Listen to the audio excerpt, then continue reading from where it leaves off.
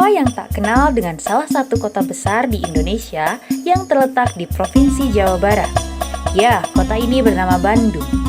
Kota Bandung sebagai bagian dari Tatar Sunda tidak hanya memiliki etnis Sunda saja, tetapi terdiri dari berbagai etnis yang sejak lama sudah berbaur dan menjadi bagian utuh susunan masyarakatnya.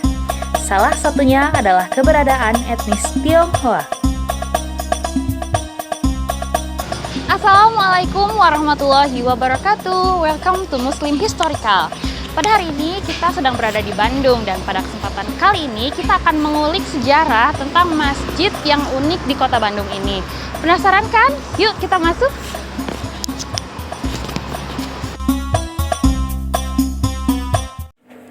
Akulturasi budaya dalam suatu wilayah kerap memunculkan kekayaan dalam pelbagai hal. Contohnya, akulturasi budaya antara Muslim dan Tionghoa yang terekam pada gaya arsitektur bangunan pada masjid yang satu ini. Pada mulanya, selintas orang akan menyangka bangunan ini adalah kelenteng, tapi setelah melihat papan nama yang bertuliskan Masjid Al-Imtizaz, barulah kita mengetahui bangunan tersebut merupakan tempat beribadah umat Muslim. Masjid yang beralamat di Jalan ABC nomor 8 Banceuik, Bandung ini memang sangat kental dengan aksen oriental.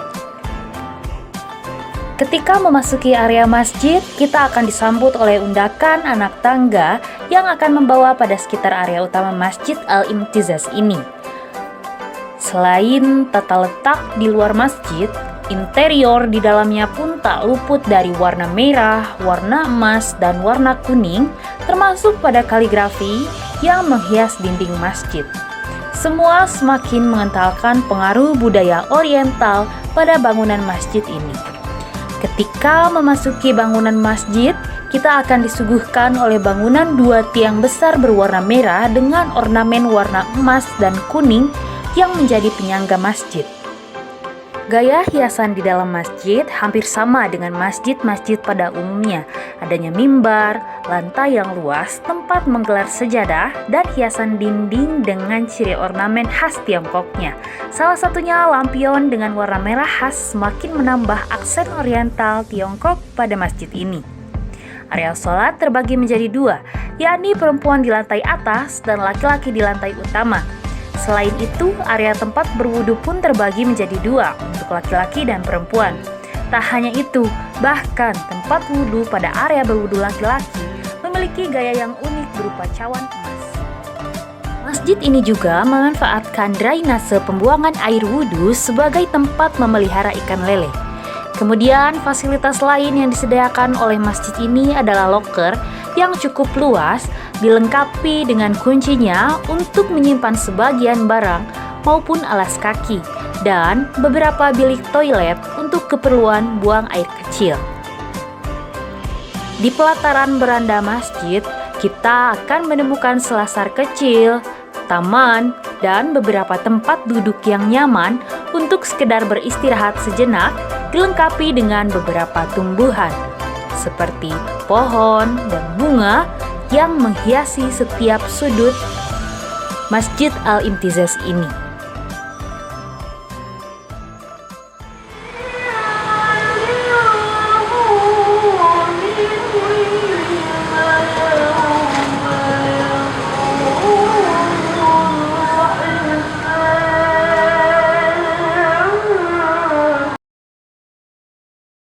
Menurut sejarah, Masjid Al-Imtizaz yang berkapasitas kurang lebih 200 orang ini diresmikan pada era Gubernur Jawa Barat R. Nuryana pada tahun 2010 lalu dengan tujuan menyatukan komunitas-komunitas Muslim Tionghoa yang banyak bermunculan di kota Bandung.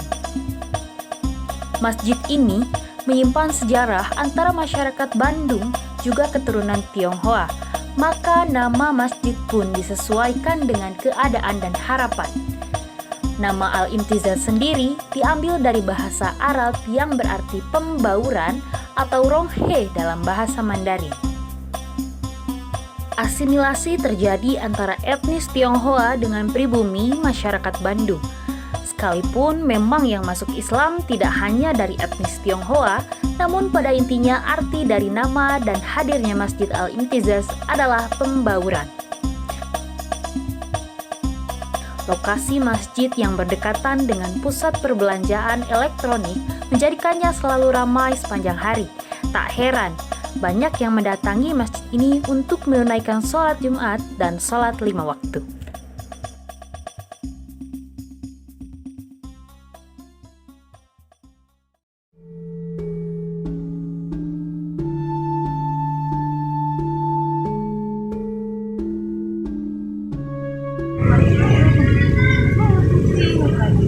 Hari ini saya sedang berada di salah satu masjid bersejarah di Kota Cirebon, yakni Masjid Agung Sang Cipta Rasa. Ini adalah masjid yang menjadi salah satu bukti syiar Islam di tanah Jawa yang berkaitan dengan nilai Songo termasuk dengan Sunan Gunung Jati. Selain saksi bisu penyebaran Islam pada zaman Wali Sanga, rupanya Masjid Agung Sang Cipta Rasa juga menjadi romansa Sunan Gunung Jati. Menurut papan pemberitahuan yang ada di depan Masjid Agung Sang Cipta Rasa, masjid ini dibangun pada tahun 1840. Saat itu, Sunan Gunung Jati telah mempersunting Nyimas Pakungwati. Masjid Agung Sang Cipta Rasa merupakan aktualisasi rasa cinta Sunan Gunung Jati atau dikenal Syekh Maulana Syarif Hidayatullah kepada istrinya. Masjid Agung Sang Cipta Rasa merupakan hadiah bagi Nyimas Pakungwati. Masjid ini sebelumnya bernama Masjid Pakungwati, nama dari istri Sunan Gunung Jati. Kemudian nama masjid diubah pada tahun 1970 menjadi Masjid Agung Sang Cipta Rasa. Nama Sang Cipta Rasa merupakan pengejawantahan dari rasa dan kepercayaan. Konon, masjid ini dibangun oleh Sunan Kalijaga dan Raden Sepat. Pembangunan masjid dibuat dalam waktu semalam dan dibantu oleh 200 pekerja. Sebagian masjid masih orisinal, seperti tiang-tiang penyangga yang terbuat dari kayu, ukurannya besar, berwarna coklat. Hingga sekarang, masjid ini kokoh berdiri dan banyak didatangi oleh masyarakat sekitar dan juga masyarakat dari luar Cirebon.